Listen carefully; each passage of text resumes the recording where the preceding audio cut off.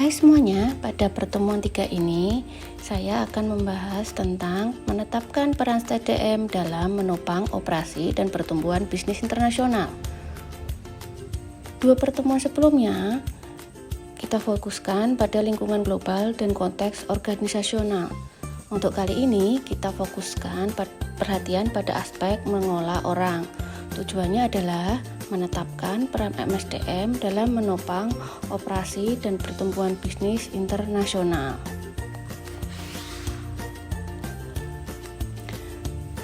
Tanggung jawab staffing untuk perusahaan-perusahaan yang beroperasi pada suatu lingkungan multinasional adalah sangat kompleks. Selain tanggung jawab mempekerjakan karyawan domestik, saat ini perusahaan global sering melibatkan seleksi para karyawan dari beberapa kebangsaan dan kebudayaan. Akibatnya, para manajer internasional memegang tanggung jawab yang baru.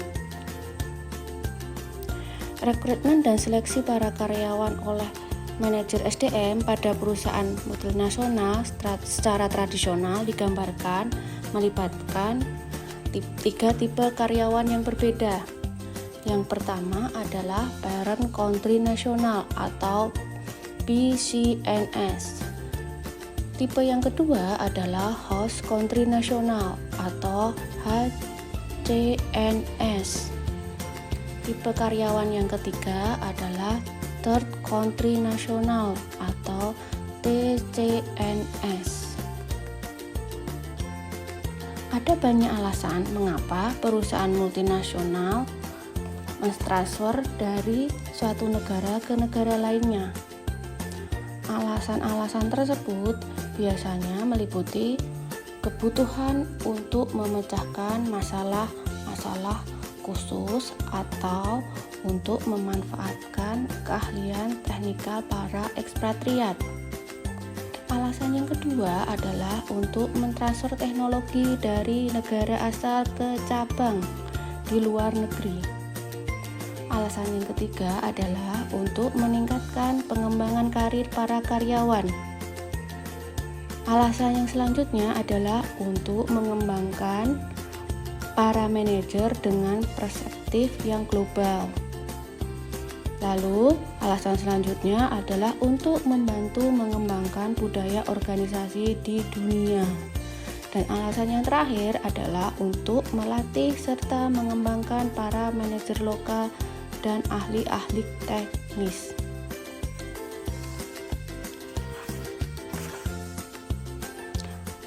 Ada beberapa isu penyusunan staf dan staffing yang dihadapi perusahaan-perusahaan internasional yang tidak dijumpai dalam suatu lingkungan domestik atau perusahaan lokal. Literatur MSDM internasional menggunakan 4 istilah untuk menggambarkan pendekatan-pendekatan perusahaan multinasional dalam mengelola dan menyusun staf di cabang mereka. Ada 3 sikap utama di antara para eksekutif dalam membangun sebuah perusahaan multinasional. Didasarkan pada asumsi-asumsi manajemen puncak di mana keputusan mengenai produk kunci, fungsional, dan geografis, serta menggunakan aspek-aspek desain organisasi seperti pembuatan keputusan, evaluasi dan kontrol, arus informasi, dan kompleksitas organisasi. Keempat sikap utama tersebut atau keempat pendekatan tersebut yaitu pertama adalah pendekatan etnosentrik. Pendekatan etnosentrik ini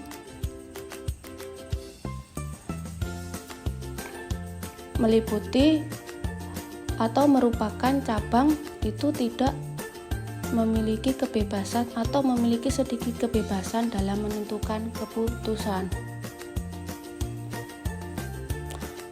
Alasannya, yang pertama adalah kurangnya HCN yang berkualitas dan kebutuhan untuk memelihara komunikasi, koordinasi, dan kendali dengan kantor pusat. Kelemahan dengan pendekatan etnosentrik adalah yaitu membatasi peluang promosi bagi HCN.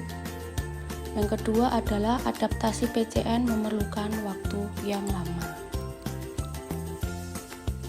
Pendekatan yang kedua adalah polisentrik, di mana cabang memiliki kebebasan dalam menentukan keputusan. Keuntungan dengan pendekatan polisentrik ini adalah hilangnya hambatan bahasa dan biaya yang lebih murah. Kelemahannya adalah independensi setiap cabang dan jenjang karir yang terbatas. Pendekatan yang ketiga adalah geosentrik, di mana cabang memiliki kesempatan yang sama dalam menentukan keputusan, atau bisa disebut dengan yang berkualitas akan dipilih. Pendekatan yang keempat adalah regiosentrik.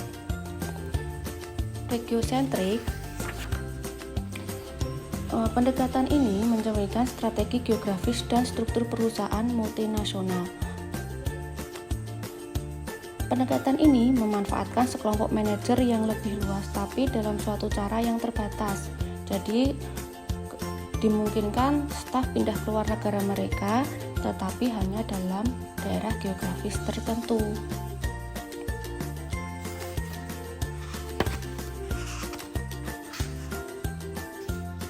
Uraian-uraian di atas memperlihatkan banyaknya pilihan untuk menyusun posisi kunci di perusahaan multinasional. Sekarang kita akan melihat alasan-alasan mengapa mentransfer staf melalui penugasan internasional.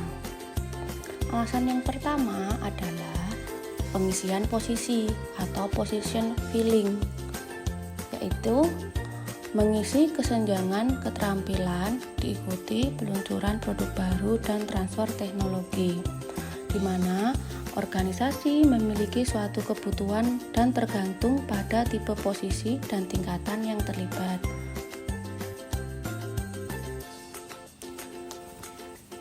Alasan yang kedua adalah pengembangan manajemen,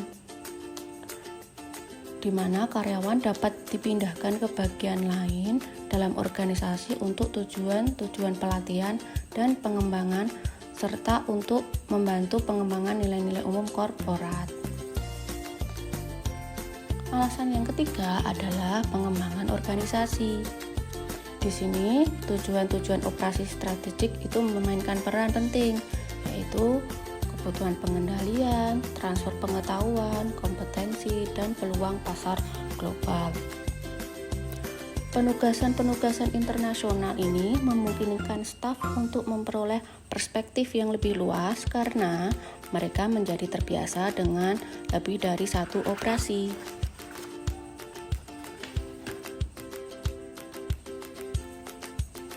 Selanjutnya, kita akan bahas tipe-tipe penugasan internasional. Para karyawan ditransfer secara internasional untuk jangka waktu yang berbeda, tergantung dari tujuan atau maksud transfer dan sifat tugas yang dikerjakan. Tipe yang pertama adalah penugasan jangka pendek, yaitu sampai dengan 3 bulan. Biasanya penugasan ini untuk memecahkan masalah, supervisi proyek, atau menjadi pengganti sementara sampai pengaturan yang lebih permanen dapat ditemukan. Tipe penugasan yang kedua adalah penugasan diperpanjang sampai 1 tahun. Penugasan ini melibatkan aktivitas-aktivitas serupa dengan penugasan jangka pendek. Tipe yang ketiga adalah penugasan jangka panjang, yaitu 1-5 tahun, melibatkan suatu peran yang didefinisikan dengan jelas dalam deretan penerima operasi, seperti direktur pelaksanaan sebuah cabang. Dalam ketiga tipe kategori di atas, dimungkinkan untuk menemukan apa yang disebut dengan penugasan non standar, yaitu yang pertama adalah penugasan komuter.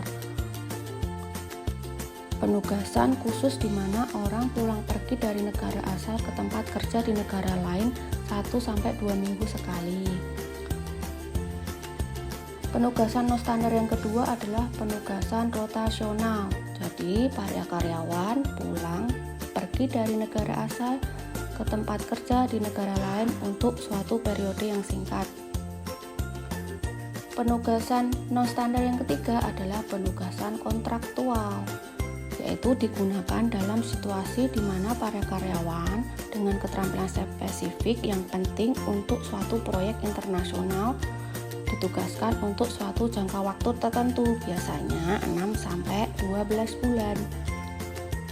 Penugasan non standar yang terakhir adalah penugasan virtual, di mana karyawan tidak menetap lagi di lokasi tuan rumah, tetapi mengelola dari negara asal dan bertanggung jawab untuk suatu bagian organisasi di negara lain.